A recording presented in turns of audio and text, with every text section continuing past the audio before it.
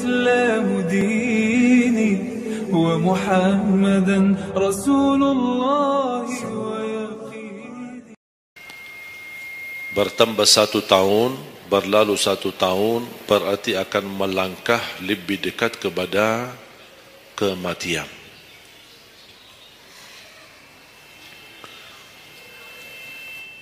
Sebenarnya bukan berapa usia kita, tapi apa isi usia kita. Isinya apa? Dan sebagaimana Rasulullah SAW menjelaskan di hadis yang sahih, di hari kiamat tidak akan tergeser kaki seorang sambil ditanya oleh Allah 4 pertanyaan. Berarti kita akan menghadapi 7 pertanyaan. 3 di kuburan, menghadap mungkar nakir, man rabbuka, ma dinuka, man nabiyuka. Yang tersisa 4 nanti di hari kiamat, sebelum dimulai hisab, sebelum tergeser kaki kita ke surga maupun ke neraka, ditanya oleh Allah Subhanahu wa taala 4 pertanyaan. Yang pertama, lan tazula qadama 'abdin yaumal qiyamah hatta yus'ala an 4. Tidak akan tergeser kaki seorang di hari kiamat sambil ditanya oleh Allah Subhanahu wa taala 4 pertanyaan. Yang pertama, an umurihi fima afnah. Umurnya apa yang kamu lakukan? Allah tidak akan tanya berapa usiamu, tapi apa yang kamu isi dalam usiamu. 60, 70, 100 tahun, kurang, lebih, Allah tidak berdulikan berapa usia kita. Bahkan banyak para sahabat ketika ditanya usiamu berapa, dia menjawab usia saya 10 tahun. Padahal sudah tua, sudah di atas 50, ada yang di atas 40. Tapi kenapa begitu ditanya soal umurnya dia menjawab 10 tahun? Ternyata mereka menghitungkan usia yang sebenarnya adalah usia yang terisi taat. Masa jahiliyah, sebelum datangnya Islam, mereka menganggap itu semua usianya sia-sia.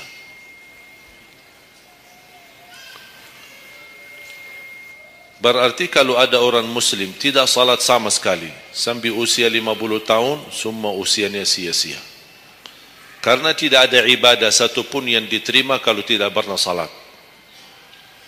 Biarpun dia haji setiap tahun, puasa setiap Ramadan, dia bersedekah berinfak setiap hari, tapi tidak pernah salat 5 waktu sama sekali, sia-sia amalannya. Karena pertama yang akan dihisab oleh Allah salatnya. Kalau salat itu beres, baru akan ditanya yang lain. Kalau salatnya tidak ada, Allah tidak perlu bertanya yang lain. Makanya saya selalu berkata, khususnya para pemuda-pemudi, seberapapun dosamu, jangan tinggalkan salat. Sebesar apapun dosamu, jangan tinggalkan salat.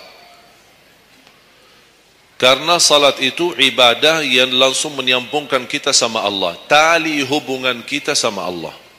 Kalau tali hubungan kita sama Allah terputus, tidak ada tali yang bisa sambung lagi. Dan selama anda menjaga salat, berarti masih ada harapan masuk dalam golongan yang akan diampuni Allah. Ada ampunan, ada harapan ampunan. Tapi kalau tidak salat, terus bagaimana Allah ampuni kalau tidak mau bertaubat? Banyak orang berkata, saya malu. Atau dia merasa ada bisikan di hatinya. Buat apa lo salat? Ngapain? Perilaku kamu aja tidak benar. Sama orang tua aja tidak benar. Dosamu tidak pernah henti-henti. Bercuma salat, tidak usah. itu ingat bisikan syaitan. Karena syaitan ingin semuanya sekali-kali rusak. Kalau berbakti baik belum sempurna, masih banyak dosa maksiat, banyak kerusakan yang lain, tapi masih terjaga salatnya, ada harapan diampuni dosanya.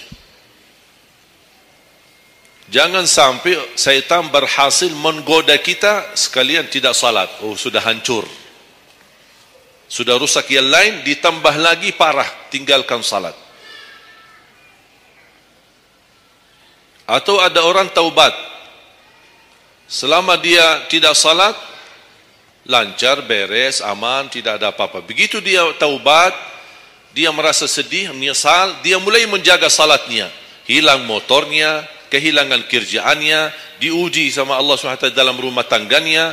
Setan datang, coba kamu aja dulu biasa-biasa aja, tidak pernah ada ujian. Begitu anda mulai salat, ada ujian. Ngapain? Udah berhenti aja salat, nanti kembali beres. Berhenti salat. Pas begitu dia keluar masih kehilangan motor. Ya Allah, gimana? Saya selama ini tidak pernah salat, tidak pernah hilang motor. Begitu saya mulai salat, malah hilang motor saya. Datangnya setan di situ. Coba kalau kamu tidak salat, tidak bakal hilang motornya. Akhirnya dia merasa nyesal, dia berhenti. Berarti niatnya bukan taubat. Niatnya salat, ya Allah mohon aku salat tapi Allah jaga motor aku ya. Itu niatnya. Bukan salat karena Allah, tapi salatnya karena terjaga motornya. Itu beda niat. Berarti ketika kita berlaku ibadah, melakukan sesuatu ibadah, tapi ada ujian yang masuk, jangan anda salahkan ibadahnya, tapi salahkan niatmu. Ada apa dalam niatmu? Pasti ada salah niat.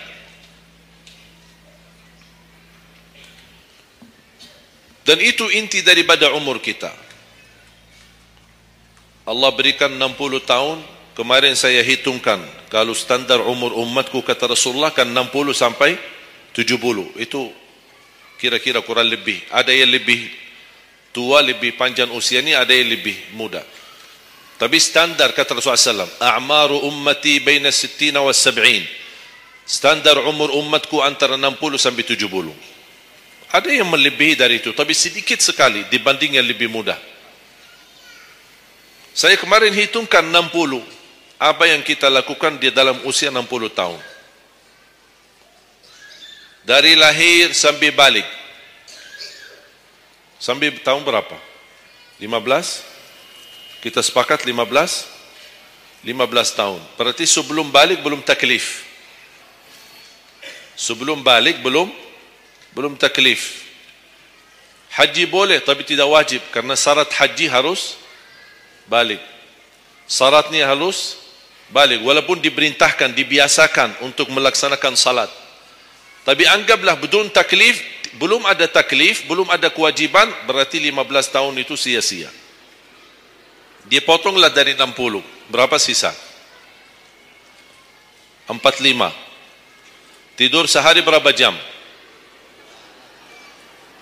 Hah? 8? Boleh kita sepakati angka 8? Ya, kita bicara standar. Katanya menurut kesehatan, tidur yang normal dan pas dan cukup adalah 8 jam. Anggaplah 8 jam tidur. Ada yang tidur 12 jam. Ada yang tidur bangun, salat tidur bangun, salat tidur bangun.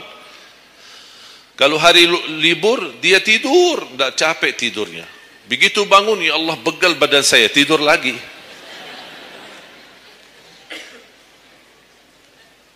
Saya hitungkan 8 jam. 8 jam dalam sehari berapa kalau dibagi? Dalam sehari. Sehari berapa jam? 24 jam. 8 bagiannya berapa jadinya? 1/3. 1/3 sehari tidur. 1/3 60 tahun berapa? 20. 20 tahun ngapain? Tidur. 20 tahun cuman kerjaannya tidur. Mulai dari 8 jam. Coba, memang terlihat angkanya tidak terlalu besar. Tapi kalau dihitung dalam usia 60 tahun, 20 tahun tidur. Ditambah 15 belum taklif, jadi 35. Tersisa berapa dari 60? 25. Cari nafkah dan rezeki. Kerjaan, standar kerja, jam kerja berapa jam? 8. Berarti 60 tahun berapa jam? Berapa tahun kita kerja? 20 tahun. 20 tahun cari menjadi kaya. Tapi 20 tahun masih stres. Tak jadi kaya-kaya. Masih bermasalah. Ditambah habis 20 tahun pensiun, tambah hutang. Belum lagi hutang sana sini. Sekarang semua serba hutang. Dan yang aku heran, kenapa orang Indonesia suka berhutang? Ada masalah sedikit hutang. Sekarang HP cicilan, bagus-bagus. Begitu saya kemarin diajak sama teman foto, saya lihat HP ini, Masya Allah HP yang terbaru ini. Maaf Pak, cicilan. Jadi jangan ditipu, jangan tertipu ketika Anda melihat handphone baru sama orang, langsung Anda baik sangka, barangkali cicilan. Tidak ada yang sanggup cash. Cash itu 12 juta sampai ada 15 juta. Bawa mobil yang mewah, cicilan. Begitu pindah rumah, cicilan. Jalan-jalan besok juga nikah, cicilan. Semua serba cicilan. Dan terpengaruhi dengan promo. Promo sana, ini, ada ini, non persen, non ini, apa, sini beli satu, dapat satu. Dan semua serba hutang. Tanpa kita sadar, tidak sadar, memang mudah kita awal-awalnya berhutang, tapi begitu sudah jatuh tagihannya, pusing. Memang hutang ini bikin aku stres. Ada orang minta sama saya amalan. Ada enggak amalannya supaya saya bisa mengatasi masalah hutang ini? Saya bilang mudah amalannya, jangan berhutang lagi. Mudah. Sudah selesai. Hutang itu di dalam Islam dibolehkan kalau sudah benar-benar keadaannya darurat. Sudah tidak ada solusi, tidak ada jalan, tidak ada yang bisa bantu, tidak ada yang bisa menolong. Akhirnya terpaksa, dan hati-hati dari riba. Jangan terpaksa nanti beralasan, ya Allah saya terpaksa menggunakan pinjaman bank tapi riba. Pinjam 100 juta kembalikan 120 juta. Dosa besar. Masih lebih ringan dosa zina sama ibu daripada terima uang riba. Nauzubillah min zalik.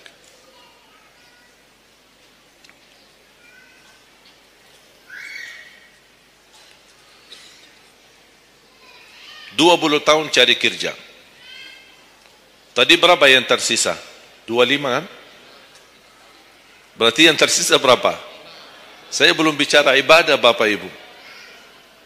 20 tahun tidur, 20 tahun cari dunia, 15 tahun masih belum taklif, tersisa 5 tahun.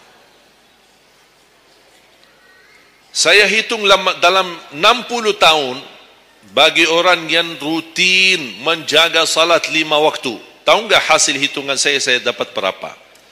Anda jaga salat selama 60 tahun, itu menghasilkan ibadah cuma 2 tahun 7 bulan. Total salatmu dalam 60 tahun, 2 tahun 7 bulan. Karena salat 5 waktu berapa? Tidak sampai 1 jam. Tidak sampai 1 jam. Saya bicara yang wajib. Bagaimana saya hitung kalau ada orang yang tidak salat sama sekali? Na'udzubillah, sudah habis sia-sia umurnya kalau tidak salat sama sekali. Makanya kembali lagi jemaah sekalian, umur bukan berapa usianya, tapi apa isinya. Maka Rasulullah SAW bersabda, ni'mal abdu salih man tala umur wa hasun amalu. Sebaik-baik hamba yang salih, yang panjang usianya, tapi baik amalannya. Baik amalannya. Bulan Syaban ini sekarang tersisa kurang lebih 14 atau 16 hari. Rasulullah SAW punya kebiasaan puasa Sya'ban full. Sampai kata Siti Aisyah, tidak pernah aku melihat Rasulullah puasa 1 bulan penuh selain bulan Ramadan sebagaimana di bulan Sya'ban. Penuh ni Rasulullah SAW. Bukan nisfu. Setiap datangnya Sya'ban ditanya nisfunya. Mana nisfu Sya'ban? Nisfu. Full Sya'ban. Puasa saja. Di awal boleh, di tengahan boleh, di akhir boleh. Yang tidak boleh, yang tidak pernah puasa Sya'ban, pas begitu berakhir, mau mendekati Ramadan, seminggu terakhir atau 10 hari terakhir, itu ada sebagian ulama berkata makruh. Kalau sudah 2 hari terakhir bulan Sya'ban, Anda tidak pernah ada puasa sebelumnya, itu dianggap oleh ulama haram. Apalagi kalau sudah jatuhnya di hari keraguan, hari ragu-ragu. Kemungkinan ini bisa hari terakhir, kemungkinan bisa masuk Ramadan, isbat Ramadan.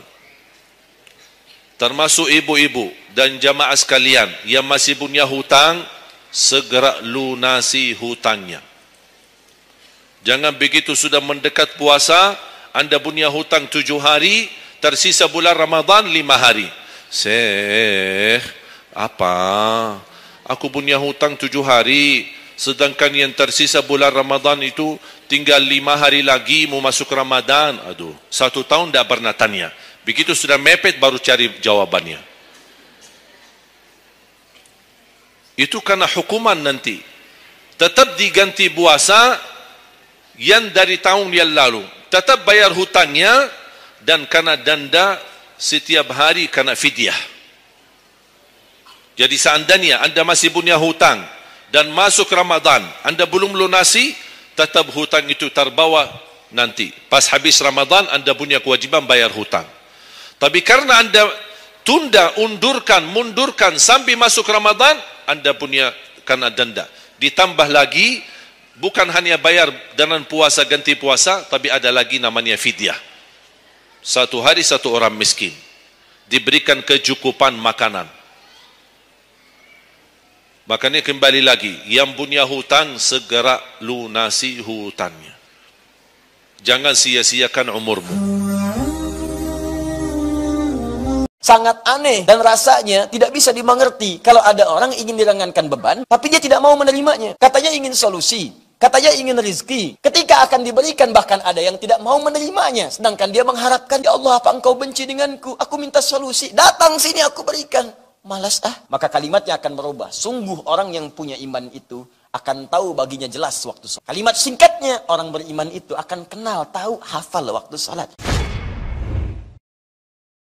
Dan telah kita uraikan di pertemuan yang lalu bahwa nama Al-Fatihah bukan sekedar nama yang kemudian diberikan untuk memberikan isyarat bahwa surah ini adalah sebagai pembuka dalam mushaf Al-Quran. Dari urutan surah 114 surah itu juga bukan sekedar surah pertama yang dibacakan dalam salat ketika kita bertakbir dan membaca iftitah, kemudian membaca surah dalam Al-Quran, tapi juga dinamakan Al-Fatihah.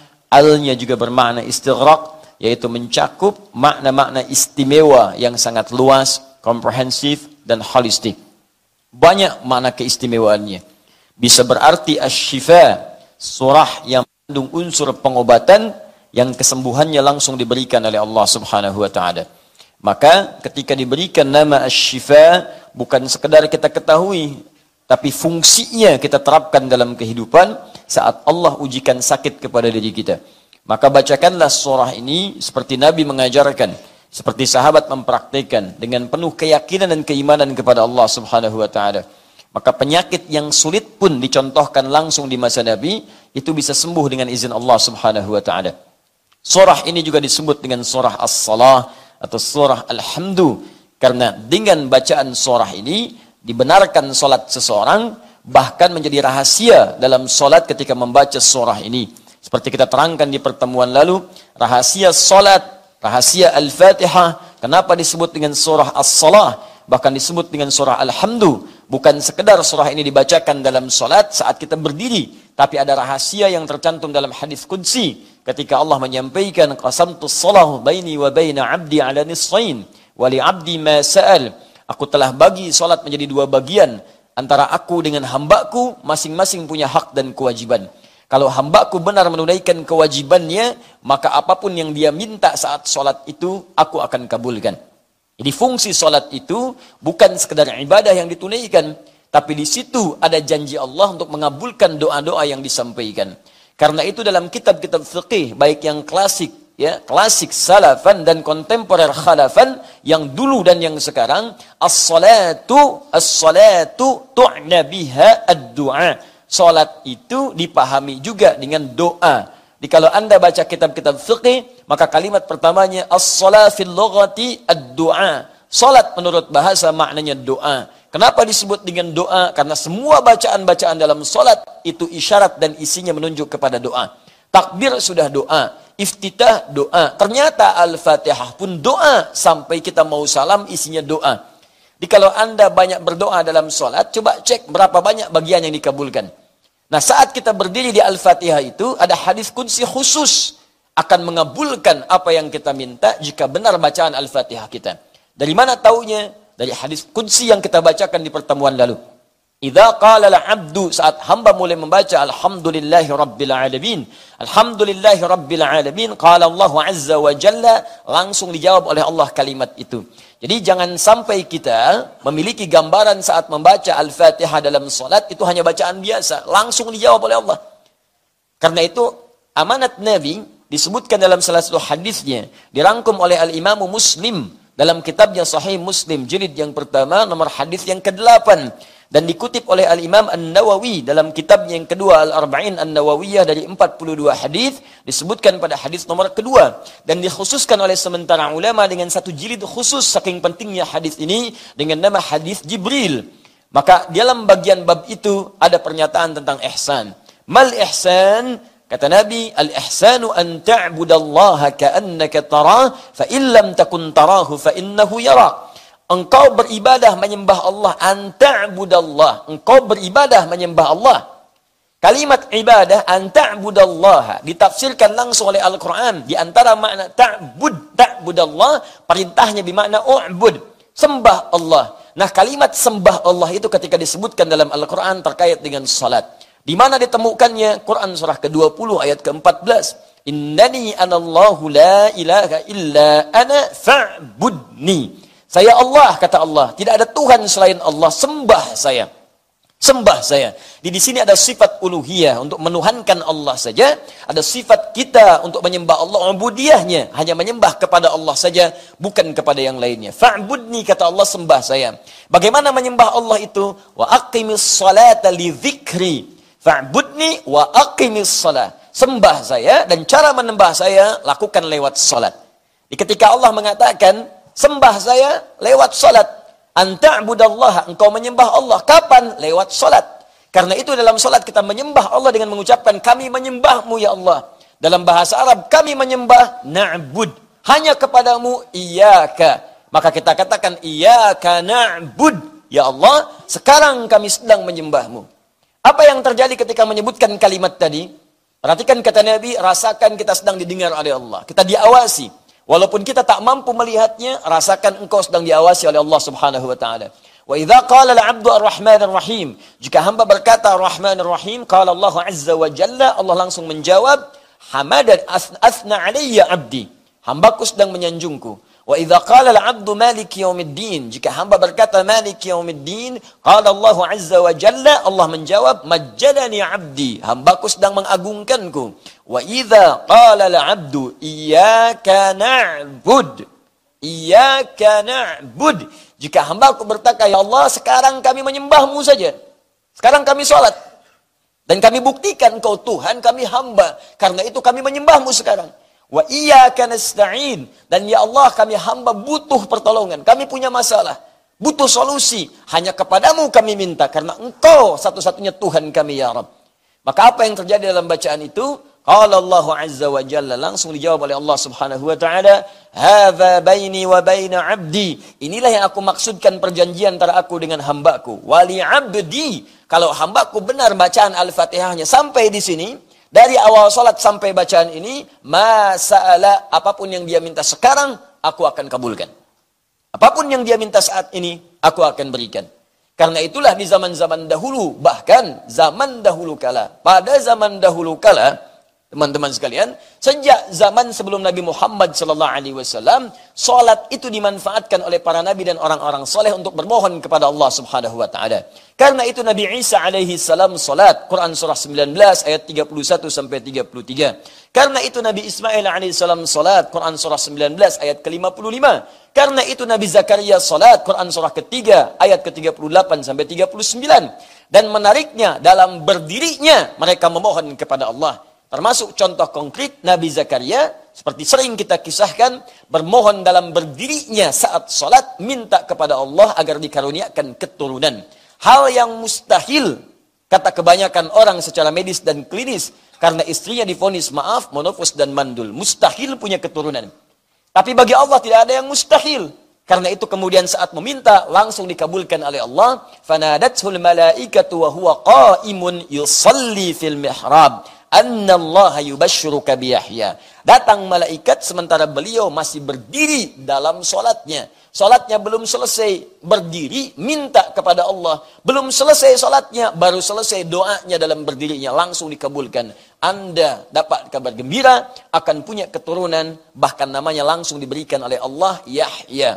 Artinya hidup. Yang mustahil menurut sementara orang lahir dari rahim seorang perempuan yang divonis secara medis monopos dan mandul, kata Allah, bagiku tidak ada yang mustahil. Jadi dan hidup ya. Dan beruntungnya kita umat Nabi Muhammad SAW, Nabi istimewa, Rasul terbaik, lahir di tempat yang paling mulia, jaminan surga yang paling hebat, Rasul paling panutan. Maka spesial untuk umatnya Nabi Muhammad SAW, jangankan meminta, setiap akan sholat langsung ditunggu oleh Allah Subhanahu wa taala, mau minta apa. Bahkan diperintahkan, ingat ya, minta. Minta kata Allah. Bahkan panggilan salat dibuka dengan panggilan minta. Turunlah Quran surah kedua Al-Baqarah ayat ke-45. Wasta'inu bis-sabri was-salat. Wasta'inu, ingat jika kalian punya persoalan, minta solusinya kepada Allah. Sabar dulu, terima, setelah itu mintakan. Kapan ya Allah? Wassalah, saat salat. Mintakan kepada Allah Subhanahu wa taala. Kalimat perintah. Di saking inginnya Allah meringankan beban hidup kita. Saking inginnya Allah hidup kita itu tenang di dunia. Jangan banyak persoalan. Tenang. Allah minta kita tenang. Salat itu disebut zikir. Wa aqimis salata li dzikri. Tunaikan salat supaya menjadi zikir kepadaku. Fungsi zikir itu menenangkan jiwa. Quran surah ke-13 ayat ke-28. Ala bi dzikrillahi tatmainnul qulub. Yakinkan pada dirimu, jika salatmu benar, zikirmu benar kepada Allah, dampaknya ke hati akan tenang. Jadi ketika kita dipanggil salat, itu panggilan untuk menenangkan jiwa kita. Ketika dipanggil salat, panggilan untuk memberikan solusi kepada kita. Ketika diminta salat, panggilan untuk meringankan beban hidup yang sekarang sedang kita rasakan. Jadi kalau orang sehat, orang berakal, orang cerdas, orang mengerti, dan orang mau meringankan beban hidupnya, tentu dia akan senang dengan panggilan salat, bahkan belum dipanggil, dia sudah siap-siap untuk menunaikan salat. Karena itu sangat paradoks, berlawanan, sangat aneh, dan rasanya tidak bisa dimengerti kalau ada orang ingin diringankan beban, tapi dia tidak mau menerimanya. Katanya punya masalah. Katanya ingin solusi, katanya ingin rezeki, katanya ingin kemudahan. Sekarang yang punya segalanya memanggil Anda, saya berikan sekarang ya. Tapi ketika diberikan, Anda malas-malasan, bagaimana bisa mendapatinya? Ketika akan diberikan, Anda tunda, bagaimana bisa menerimanya? Ketika akan diberikan, bahkan ada yang tidak mau menerimanya, sedangkan dia mengharapkannya. Ya Allah, apa Engkau benci denganku? Aku minta solusi, datang sini aku berikan. Malas ah. Ya bagaimana bisa didapatkan? Itulah sebabnya panggilan salat dibuka dengan kalimat wasta'inu, siapkan apa permohonanmu. Bahkan bagi orang-orang yang masih ragu, dipanggil imannya. Apa masih punya iman dalam jiwa, Bu? Maka dimunculkan di ayat 153 panggilan imannya. Ya ayyuhalladzina amanu. Hei semua orang yang masih punya iman. Apakah imannya lemah? Ataukah imannya standar? Imannya kuat? Dipanggil dengan ya. Disebutkan 361 dalam Al-Quran. Nida'ul qarib, nida'ul mutawassit, nida'ul ba'id. Panggilan untuk merasa yang dekat dengan Allah, panggilan merasa yang setengah-setengah dengan Allah, atau panggilan bagi orang yang merasa jauh dengan Allah, tapi masih merasa punya iman dalam dirinya. Sepanjang kau mengaku beriman, ada iman dalam jiwamu, kata Allah, saya ingatkan padamu, saya tekankan gabungkan ayyuha. Saya serius nih, saya tekankan, saya ingatkan. Ayyuha disebutkan 150 kali dalam Al-Quran. Sepanjang kamu masih punya iman, besar, kecil, tua, muda, kaya, cukup, saya nggak peduli. Alladzina disebutkan 1080 kali dalam Al-Quran. Semua pemilik iman tanpa kecuali. Sepanjang masih punya iman, ista'inu bis sabri was salah. Ya ayyuhalladzina amanu ista'inu bis sabri was salah. Maka imanmu akan menuntun engkau minta solusi kepada Allah lewat salat. Jadi kalau ada orang punya persoalan, dipanggil salat masih nggak mau salat, patut dipertanyakan orang itu masih punya iman atau tidak. Karena itu bertakwalah kepada Allah Subhanahu wa taala ketika mendengar panggilan azan. Yang harus kita hadirkan dalam benak kita bukan beban. Kalau beban itu capek. Allahu Akbar, Allahu Akbar. Yang teringat fitness, beban, barbel. Ya berat gitu kan. Tapi kalau kita bayangkan solusi, Masya Allah. Allahu Akbar, Allahu Akbar. Gajian. Allahu Akbar, Allahu Akbar. Lamaran diterima.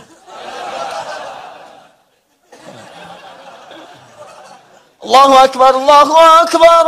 Tender menang. Allahu Akbar, Allahu Akbar. Besok akad. Masya Allah. Malam lamaran, subuh akad. Kalau semuanya begitu enak. Dan semua hal yang disebutkan tadi namanya falah.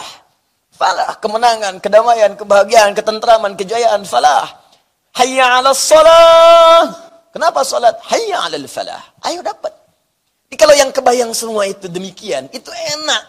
Di salat itu bukan beban. Nikmat gitu. Jadi baru mendengar suara itu langsung bangun. Ya Allah, solusi ini datang. Ya Allah, ini yang aku butuhkan. Ya Allah, aku tunggu-tunggu dari subuh tadi. Sekarang rupanya tiba. Ya Allah, aku tunggu-tunggu dari malam tadi, ya Allah. Tapi kenapa aku nggak dengar azan, ya Allah? Ketiduran rupanya. Nah, jadi kalau sudah seperti itu, orang-orang beriman itu akan menghafalkan waktu sholat. Hafal dia waktu salat supaya merencanakan besok mau minta apa, nanti mau minta apa, hafal. Makanya ciri orang beriman ketika disebutkan di Quran surah keempat An-Nisa ayat 103. Itu bukan sekedar dia senang salat dan pasca salat dia mengingat Allah, tapi dia juga mengetahui waktu-waktu salat.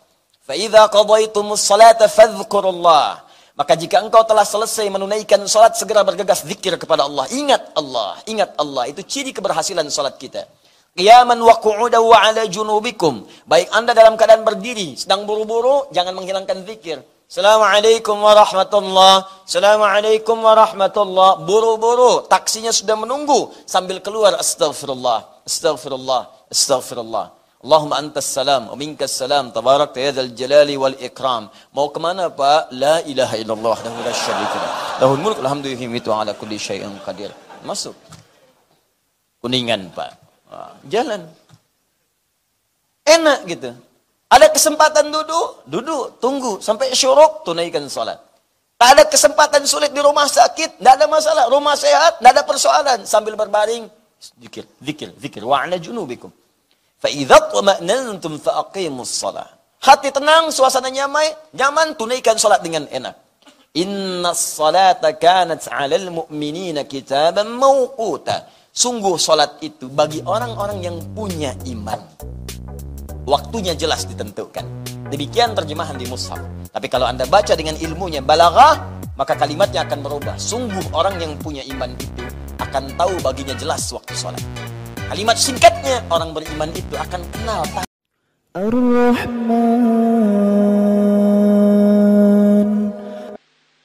Waalaikumsalam warahmatullahi wabarakatuh. Ustaz, apa hukum meninggalkan salat wajib? Karena saya lihat akhir-akhir ini banyak sekali orang meremehkan dosa ini. Baik, apakah dosa besar atau kecil? Dosa besar. Meninggalkan sholat hukumnya dosa. Dan dosa besar, apalagi sholat wajib. Orang yang sengaja meninggalkan sholat hukumnya dosa besar. Awas, hati-hati, lihat baik-baik. Orang yang meremehkan sholat saja disebut munafik oleh Quran. Tempatnya neraka jahanam. Apalagi yang sengaja meninggalkan sholat. Coba lihat orang munafik disebutkan di Quran. Surah surah An-Nisa keempat, ya, ayat 142. Innal munafiqina yukhadi'una Allah wa huwa khadi'uhum wa idza qamu ila salati qamu kusala. Quran surah keempat An-Nisa ayat 142, paling kanan sebelah atas. Lihat, sungguh orang munafik itu berusaha menipu Allah, tipu-tipu. Apa di antara menipu Allahnya? Dia berusaha menipu Allah padahal dia menipu diri sendiri. Bagaimana caranya? Kalau sholat malas-malas. Nipu. Nih Allah, saya mau sholat. Fisiknya kelihatan sholat, tapi sebetulnya dia enggan menunaikannya. Penipu kan begitu. Datang ke masjid, Allahu Akbar. Begitu orang lain takbir, tiba-tiba tas orang diambil. Handphone orang diambil. Di pura-pura di hadapan kita baik, padahal dia mengerjakan apa yang tidak kita sukai. Orang munafik disebut oleh Quran masih sholat. Antum kenal Abdullah bin Ubay bin Salul? Maryam kenal, Abdullah bin Ubay bin Salul kenal, luar biasa. Abdullah bin Ubay bin Salul itu Rasul Munafiqin fil Madinah. Tokoh munafik di Madinah. Itu kalau sholat tepat di belakang Nabi, Pak. Nabi sholat di sini misal, dia sholat di sini. Tapi begitu selesai sholat, Nabi keluar dari masjid, dia mulai provokasi teman-temannya. Tuh Muhammad SAW, cuman cari muka saja di hadapan kita. Cuman cari pengaruh, gara-gara dia kita terpecah belah. Dia sholat di belakang Nabi, masih sholat, tapi sholat tidak disebut bermasalah oleh Al-Quran. Orang munafik sholat, masih celaka. Apa tempatnya? Quran surah keempat ayat 140. Posisi paling kiri sebelah bawah. Innallaha jami'ul munafiqina wal kafirina fi jahannam jami'a.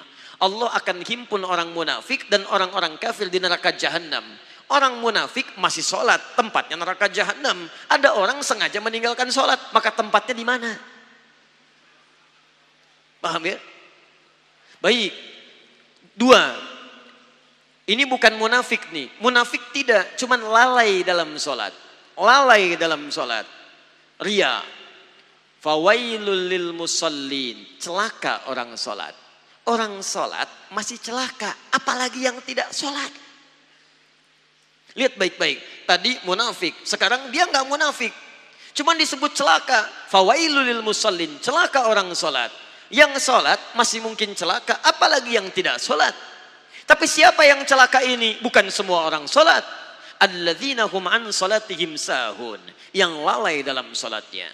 Siapa orang lalai ini? Maaf. Alladzina hum yura'un. Orang yang ria.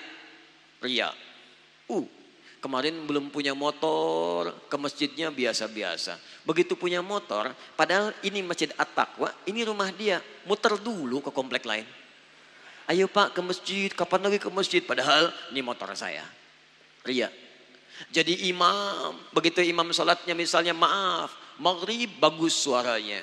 Dipuji oleh orang lain. Masya Allah Ustaz, suaranya bagus, menyentuh hati saya. Begitu sholat isya dibuat-buat. Alhamdulillahi Rabbil Alamin. Masya Allah. Tadinya nggak begitu. Begitu dapat pujian jadi berubah. Dosa. Celaka. Anda bisa bayangkan jadi imam masih celaka. Anda kadang-kadang jadi makmum aja kadang-kadang. Dan ini mau meninggalkan sholat. Anda ada di mana? Paham ya? Jadi ingat baik-baik. Kalau kita bisa bandingkan dengan baik. Itu bisa motivasi kita dalam kebaikan insya Allah. Nah sekarang apa hukumnya? Ada orang Islam beriman pada Allah. Mohon maaf. Dia tinggal di samping masjid. Ini masjid, ini rumah dia. Tapi dia nggak pernah mau ke masjid. Apa hukumnya? Dosa. Bakar rumahnya. Masya Allah. Jangan langsung bakar aja. Lihat sini, ini muslim laki-laki tinggal samping masjid. Dia tidak mau ke masjid, hukumnya ajak dia ke masjid. Ajak dia ke masjid. Di hukum dakwah dahulukan kadang-kadang daripada fikih. Jangan hukumi langsung. Barangkali dia dititipkan oleh Allah dekat dengan Anda supaya Anda ajak dia.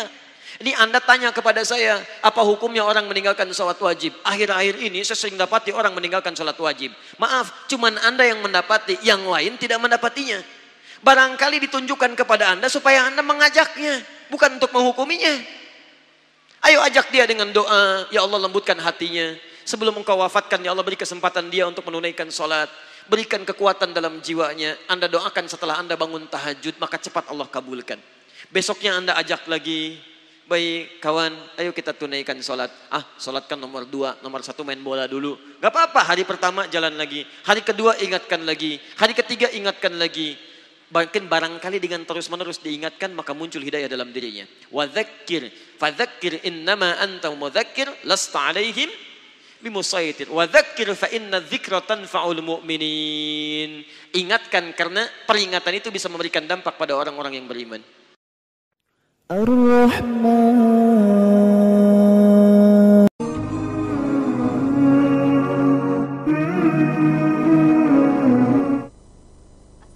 Bu ya. Assalamualaikum warahmatullahi wabarakatuh.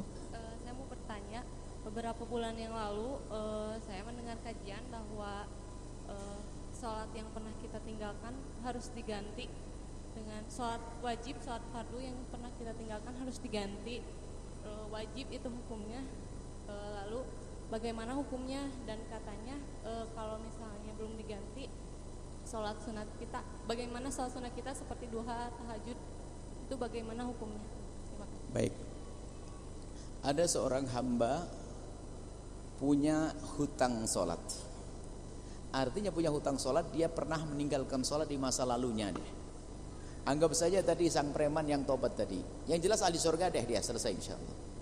Cuman ya proses dong membersihkan. Yang punya utang kan dibayar, pada manusia aja dibayar kok. Jangan utang-utang hijrah nanti utang kepada manusia nggak dibayar, nggak. Tetap utang kepada tetangga bayar, insya Allah Pak. Nanti kalau saya dapat rezeki saya bayari, harus gitu dong. Utang kepada manusia harus dibayar. Jangan mentang-mentang saya sudah ikut jamaah hijrah, berarti utang saya bebas ya. Oh enggak begitu. Harus bayari dong utangnya. Kepada manusia dibayari, kepada Allah juga harus dibayar. Tapi bayarnya ringan karena imannya sudah nyambung. Jadi sholat nggak takut dia, dinikmati hijrah dia. Lalu bagaimana? Apakah boleh saya melakukan sholat sunnah sementara saya masih punya utang sholat fardu? Mungkin begitu simpel pertanyaannya. Jawabannya adalah dilihat dulu dong. Kalau sholat fardu yang pernah kita tinggalkan, yang jelas sholat fardu yang pernah kita tinggalkan harus dijawab, harus dibayar. Kalau sholat fardu yang kita tinggalkan itu dalam keadaan kita punya uzur, kekenyangan tidur 5 hari misalnya, punya utang sholat 5 hari, berarti dia meninggalkan sholat karena uzur, karena tidur adalah uzur. Maka atau ya pokoknya lupa baca Al-Quran saking khusyuknya 2 hari 2 malam gak sadar, Masya Allah. Lupa yang halal ya, bukan lupa main dadu, bukan, lupa halal. Lupa halal itu termasuk uzur. Jadi kalau anda lupa lalu meninggalkan sholat tidak dosa. Misalnya anda lagi Masya Allah lagi mengabdi kepada ibu, saking sibuknya lupa, ya Allah sholat duhur ketinggalan, tidak dosa, tapi wajib dibayar. Lah bayarnya bagaimana? Karena waktu anda meninggalkan sholat tersebut bukan karena kurang ajar kepada Allah, maka bayar utangnya bebas. Anda boleh bayar sekarang, besok, lusa dan seterusnya. Pokoknya sebelum mati dibayar. Sebentar. Kemudian bolehkah dia melakukan sholat sunnah? Sangat boleh. Sangat boleh. Cuman sebaiknya utangnya bayarin dulu. Tapi jika yang kedua, utangnya karena bandel, kenapa kamu buat sholat? Gak mau, memang kenapa kamu? Waduh ini serem banget tuh. Wah ini kalau dia meninggalkan sholat karena bandel, maka membayarnya hendaknya dibayar kontan. Setelah tobat dibayar terus. Cuman kata sebagian yang hijrah, waduh Buya 10 tahun. Kalau begitu sudahlah, cicil boleh. Jadi aslinya yang meninggalkannya karena bandel harus dibayar kontan. Cuman kalau keberatan ya sudah dicicil saja sesaat ya, nyantai. Kalau dipaksa pakai fikih ini, balik lagi, masa 2 hari 2 malam saya harus gini begini. Sholat 4 waktu saja sudah bongkok saya. Suruh 10 tahun mengqadha dalam 2 hari. Wah ini marah sama ustadznya nanti. Jadi ternyata ada kemudahan. Karena orang tersebut dianggap baru dan lemah, maka dicicil saja nggak apa-apa. Yang penting Anda harus niat untuk mengqadha. Cuman harus paham, sholat subuh tidak harus diqadha waktu subuh. Boleh Anda qadha sore hari. Sholat asar boleh Anda qadha malam hari. Cuman bagi siapapun yang qadhanya utangnya bertahun-tahun, paling enak begini saja caranya. Mulai tahun ini 2018 1439. Jadi setiap habis sholat Anda sholat lagi. Nanti pas 2028 kebayar semuanya. Jadi setiap habis sholat lagi. Atau kalau pengen cepat ya 2 kali lah, kan begitu ya. Kalau 2 kali berarti kan jadi kepotong lagi. Jadi setiap habis sholat duhur sholat lagi, habis sholat asar sholat lagi, habis sholat maghrib sholat lagi. Habis sholat qadha boleh dilakukan kapan saja, tidak ada haram, tidak ada waktu haram untuk sholat qadha. Tobat itu indah, jangan sampai tobat itu dibikin capek. Tato punya tato, saya lanjutkan. Tato punya tato gimana?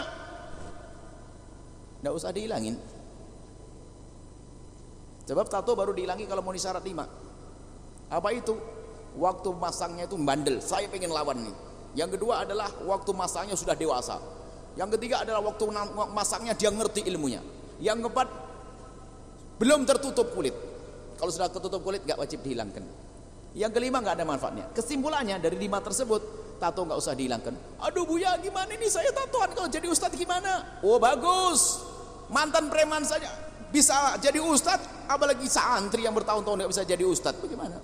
Apa-apa kelihatan begini, kelihatan tato. Allah Sallu ala Muhammad. Oh, tato gambar naga. Biar jadi tonto. Wong sekarang orang mondok bertahun-tahun gak mau jadi ustadz.